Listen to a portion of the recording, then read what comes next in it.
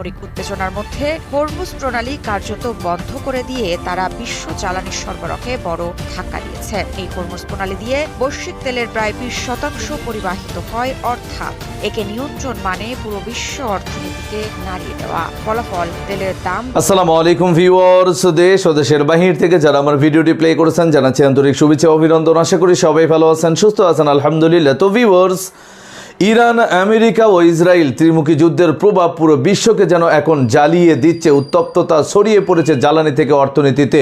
ঠিক এই পরিস্থিতিকে শান্ত করার জন্যই পাকিস্তানের মাধ্যমে সমঝোতা ইরান ও আমেরিকার করার চেষ্টা চালিয়েও যেন বড় ব্যর্থতায় পড়েছে পাকিস্তান প্রধানমন্ত্রী।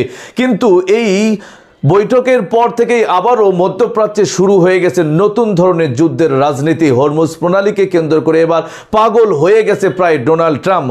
মার্কিন বাহিনীর মাধ্যমে তার দেয়া অবরোধের ক্ষেত্রে এবার নিজেই রোষানলে পড়েছেন। সৌদি আরব সহ চীন ও রাশিয়া, এই তিনটি দেশ এখন ইরানের সাথে যুক্ততা প্রকাশ করেছে এবং হরমুজের অবরুদ্ধতার বিপক্ষে দাঁড়িয়েছে। তারা কি ঘটতে যাচ্ছে? এবার ডোনাল্ড ট্রাম্প হারাচ্ছে এই মিত্র দেশগুলোকে। শুধু হরমুজের কারণেই কি ট্রাম্পের পতন ঘটতে যাচ্ছে? বিস্তারিত জানবো রিপোর্টে। সো ভিডিওতে যাওয়ার আগে ছোট রিকোয়েস্ট করবো, যারা চ্যানেলটি সাবস্ক্রাইব করেননি সকল আপডেট সবার আগে জানতে অবশ্যই চ্যানেলটি সাবস্ক্রাইব করে পাশে রাখবেন। দর্শক আসনে স্ক্রিনে উত্তেজনার মধ্যে হরমুজ প্রণালী কার্যত বন্ধ করে দিয়ে তারা বিশ্ব জ্বালানি সরবরাহে বড় ধাক্কা দিয়েছে। এই হরমুজ প্রণালী দিয়ে বৈশ্বিক তেলের প্রায় 20% পরিবাহিত হয়, অর্থাৎ একে নিয়ন্ত্রণ মানে পুরো বিশ্ব অর্থনীতিকে নাড়িয়ে দেওয়া। ফলাফল তেলের দাম বেড়েছে, সরবরাহ সংকট তৈরি হয়েছে, আর তার ঢেউ লেগেছে প্রতিদিনের নিত্যপণ্যে।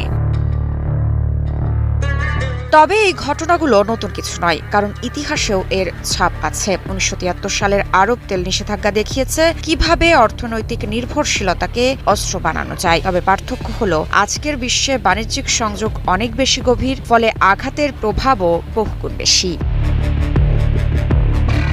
সমস্যাটা এখানেই। যুক্তরাষ্ট্র নিজেই যে কৌশল তৈরি করেছিল, এখন সেই একই কৌশল তার বিপক্ষে ব্যবহার হচ্ছে। একসময় ডলার বা প্রযুক্তি অ্যাক্সেস বন্ধ করে বিশ্বের অন্যান্য দেশগুলোকে চাপে রাখত যুক্তরাষ্ট্র, কিন্তু এখন চীন খনিজ দিয়ে, ইরান জ্বালানি দিয়ে একই ধরনের চাপ তৈরি করেছে যুক্তরাষ্ট্রের ওপর।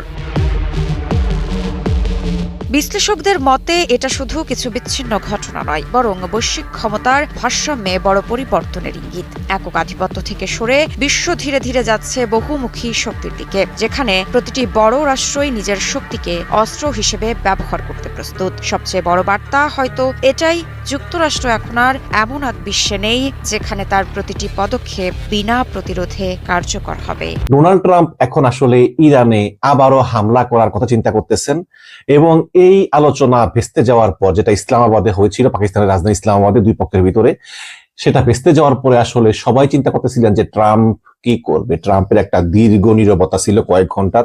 তারপর ট্রাম্প আস্তে আস্তে মুখ খুলে অনেকবার অনেক কথা বলেছেন, এবং প্রত্যেকটা কথা হচ্ছে পরস্পর বিরোধী। হ্যাঁ, এবং সবচেয়ে বড় কথা হচ্ছে যে আজকে একটা খবর হয়েছে যে যখন আলোচনা শুরু হয়েছিল, আলোচনা তো আসলে দেখেন, যেমন এক পাশে বসছে ইরানি আলোচক, আরেক পাশে বসছে মার্কিন আলোচক। যেই মার্কিন আলোচকরা এইসব ইরানি আলোচকদেরকে হত্যা করতে চায়, অলরেডি তাদের 20-25 জনকে হত্যা করে ফেলেছে। যেমন আজকে এখানে মাস্ট আলী লারজানি থাকতো, যদি বেঁচে থাকতো, তিনি তো নাই। সুতরাং এখানে আসছে ইরানের পার্লামেন্টের স্পিকার বাকের গালিবাফ এবং পররাষ্ট্রমন্ত্রী আব্বাস আরাচি, তাদেরকেও কিন্তু ইসরায়েল হত্যা করতে চায়।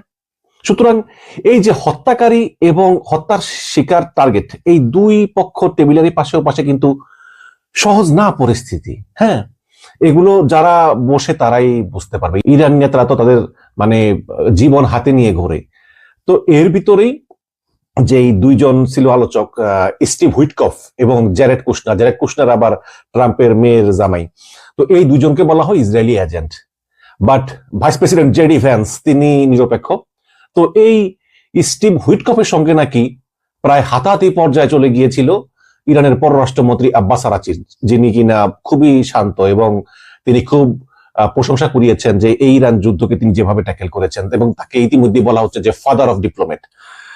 তো এরকম হাতাহাতি পর্যায়ে চলে গিয়েছিল, এবং আপনারা জানেন যে এই স্টিভ হুইটকফই কিন্তু এই গত কয়েকটা আলোচনা সেখানে করেছিল। তারপর আবার এই আমেরিকা আক্রমণ করে, তখন আব্বাস আরাচি একটাই প্রশ্ন করেছিল স্টিভ হুইটকফকে যে কি এমন হলো যে তোমরা ইরান আক্রমণ করলা। গত বছর 12 দিন যুদ্ধ করলাম, তারপর তো আমরা 6বার আমরা বৈঠক করলাম এবং আমাদের আলোচনায় উল্লেখযোগ্য অগ্রগতি হয়েছিল। তাহলে কি এমন হলো যে মানে হামলা করলা? এস্টিমেট বলতেছে যে তোমরা এটা করছো সেটা করছো, প্রমাণ দাও, একটা প্রমাণ দাও, একটা প্রমাণ। গতকালকে ট্রাম্প তার ট্রুথ সোশ্যালে অনেকগুলো টুইট করেছে। এর ভিতরে একটা ছিল যে দেখো আমেরিকার দিকে শত শত তেলের ট্যাঙ্কার আসতেছে, শত শত তেলের ট্যাঙ্কার আসতেছে। হ্যাঁ, তারা আমেরিকার কাছ থেকে তেল কিনবে, ভালো কথা, আপনি তেল বিক্রি করবেন, আপনি আপনার অর্থনীতিকে সমৃদ্ধ করবেন, কিন্তু আপনার যে বন্ধু রাষ্ট্র আরব দেশগুলো, যেই আমেরিকার পাশে কিন্তু এখন ইসরায়েল আর গুটি কয়েক আরব দেশ ছাড়া আর কেউ নাই, ইউরোপ পর্যন্ত মুখ ফিরিয়ে নিয়ে গেছে। তো সেই আরব দেশগুলো তেল বিক্রি করে কিভাবে? আপনি একা বিক্রি করলে হইব না তো? তো এটার কোনো উত্তর নাই। এখন গতকালকে আবার বললো যে ইরান শুনেছি টোল আদায় করতেছে, জাহাজ প্রতি $15 লাখ, $20 লাখ, প্রচুর টাকা, সন্দেহ নাই। এখন আমরা সব জাহাজকে আটকে দিব। হরমুজ প্রণালী ইরান তো অবরোধ করছে, আমরাও করব। যেই সব জাহাজ ইরানকে টোল দিবে ওদেরকে আমরা আক্রমণ করব, ধ্বংস করব, মানে এরকম বিভিন্ন কথাবার্তা। আজকে আবার শুনলাম যে সব জাহাজ না, শুধু যেই জাহাজগুলো ইরানি বন্দরে যাচ্ছে শুধু ওই জাহাজগুলোকেই ধরা হবে। এবং শোনা গেল যে 2টা মার্কিন যুদ্ধজাহাজ নাকি হরমুজ প্রণালী অবরোধ করে ফেলেছে। ইরান বলতেছে যে এটা একদম মিথ্যা কথা এবং যে কোনো মার্কিন জাহাজ হরমুজ প্রণালীতে ঢুকলে তাদেরকে ধ্বংস করে দেওয়া হবে বলে ইরান হুঁশিয়ারি দিয়েছে। এখন এই অবস্থায় আসলে ট্রাম্পের পক্ষে যে খুব বেশি কিছু করা সম্ভব, যেমন পিউ রিসার্চ সেন্টার একটা জরিপ চালিয়েছে আমেরিকাতে, সেখানে প্রতি 10 জনের 6 জন, মানে 60% মার্কিনই এখন ইসরায়েলের বিপক্ষে। গত 23শে মার্চ থেকে 29শে মার্চ ইরানে যুক্তরাষ্ট্র এবং ইসরায়েলের যৌথ হামলার মধ্যেই এই জরিপ চালায় পিউ রিসার্চ। তারা বলতেছে ইরান যুদ্ধ যতই জোরালো হচ্ছে ততই ইসরায়েলের প্রতি আমেরিকানদের বিদ্বেষ বাড়তেছে। এমনকি তারা ইসরায়েলেও এই জরিপ চালিয়েছে। যুদ্ধের আগে 70% ইসরায়েলি বিশ্বাস করতেন আমেরিকা এবং ইসরায়েলের হামলায় ইরানের শাসক গোষ্ঠীর পতন হবে, কিন্তু এখন তা কমে দাঁড়িয়েছে 43%। আগে 62% ইসরায়েলি নাগরিক বিশ্বাস করতেন যে ইরানের পরমাণু অস্ত্র ধ্বংস করে দেওয়ার ক্ষমতা ইসরায়েলের আছে, কিন্তু এখন তা কমে হয়েছে 48%। আমেরিকানরা ইসরায়েল মুক্ত আমেরিকা চায়। তারা বলতেছে যে আমরা আমাদের আমেরিকাতে ইসরায়েলের কোনো প্রভাব আর চাই না, তারা ভিন্ন দেশ, আমরা ভিন্ন দেশ। তো এই সব বিষয়গুলো উঠে এসেছে পিউ রিসার্চের জরিপে। কোনো সন্দেহ নাই যে ইসরায়েল আগে চেয়ে ঘরে হয়ে পড়েছে, ইউরোপ মুখ ফিরিয়ে নিয়েছে, স্পেন, ইংল্যান্ড, জার্মানি, ইতালি এরাও মুখ ফিরিয়ে নিয়েছে। এখন আছে কিছু আরব দেশ, সৌদি আরব, কাতার, কুয়েত, বাহরাইন, ওমান, তারা আছে ইসরায়েলের পক্ষে, এছাড়া আর তেমন কোনো দেশ নাই। দর্শক, স্ক্রিনে আমরা সে সম্পর্কে বিস্তারিত জানলাম। এই বিষয়ে আপনাদের মতামত কমেন্টে জানান, কেউ ভিডিওটি স্কিপ করবেন না। এই হরমুজ প্রণালীর আঘাতটা ডোনাল্ড ট্রাম্প তথা মার্কিন যুক্তরাষ্ট্র কতটা জোরে সরে নিয়ে বসেছে। এদিকে আরব আমিরাত ঝোপ বুঝে কোপ মেরেছে ইরানের পক্ষে। রাশিয়া, চীন এখন হরমুজের সমঝোতার জন্য ইরানের কাছে ধর্ণা ধরছে। আমেরিকাকে একেবারেই শত্রু দেশ হিসেবেই তারা প্রকাশ করছে এবং ইরানের সাথে যুক্ততা দিয়ে এই হরমুজের সমাধান কি করতে পারবে এই 3টি দেশ? বিস্তারিত জানবো রিপোর্টে। আমেরিকা এই পৃথিবীর আর সুপার পাওয়ার নয়। ডোনাল্ড ট্রাম্প এখন হতাশা এবং বিস্ময় নিয়ে নতুন সুপার পাওয়ার শি জিনপিং এর দিকে এখন তাকিয়ে রয়েছে। ইরান যুদ্ধের সময় নিঃশব্দে রক্তপাত শূন্যভাবে চীন এই পৃথিবীর সুপার পাওয়ার হিসেবে প্রতিষ্ঠা হয়ে গেছে। ইরানকে অবরোধ করতে গিয়ে আমেরিকা যুক্তরাষ্ট্র যখন পারস্য উপসাগরে নৌ অবরোধ করলো, আর তাতেই গোটা পৃথিবীতে প্রমাণ হয়ে গেল আমেরিকার কি করুণ দশা। এই নৌ অবরোধ করবার পর ডোনাল্ড ট্রাম্পের যেটুকু সম্মান ছিল সেটুকুও পুরোপুরি ধুয়ে মুছে ছাপ। কারণ নৌ অবরোধ করবার পর চীন, রাশিয়া তো বটেই, ইউরোপের রাষ্ট্রগুলিও ডোনাল্ড ট্রাম্পকে তেড়ে ফুড়ে মারতে যাচ্ছে।